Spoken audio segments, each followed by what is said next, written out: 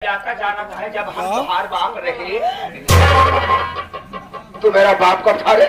तू मेरा बाप कब था?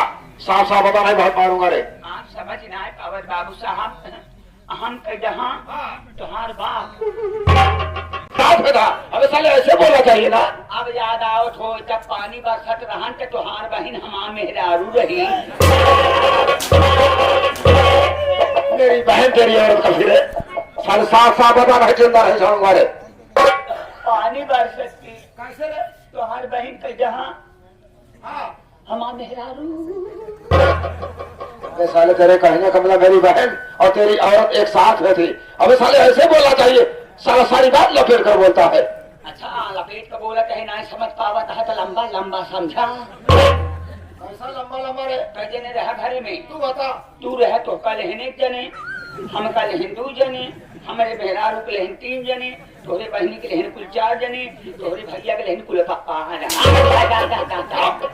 साले ऐसे गिनती गिना जाता है। 1 2 3 4 5 नहीं गिन पा रहा है, उल्टी सीधी गिनती गिन रहा है। मुझे पढ़ा पढ़ा रहा है। जब घर में 5 जने के सामने आपका नाम नालिन बाबू साहब इतना जने के आप नाम सामने आपके नाम न ले पाओ। तेरे कहने का मतलब तू मेरे सामने मेरा नाम नहीं लेना चाहता है, मेरा आदम और लिहाज करता है। मैं बचपन से आपका सम्मान करता हूँ। सम्मान करता है? अबे साले सम्मान करता है बे?